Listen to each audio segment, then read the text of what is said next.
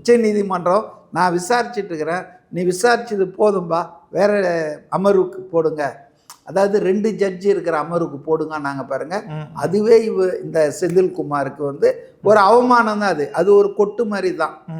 So அதாவது ஒரு ஒரு கோரிக்கை வைக்கிறார் ஒரு அதாவது காமன் மேன்.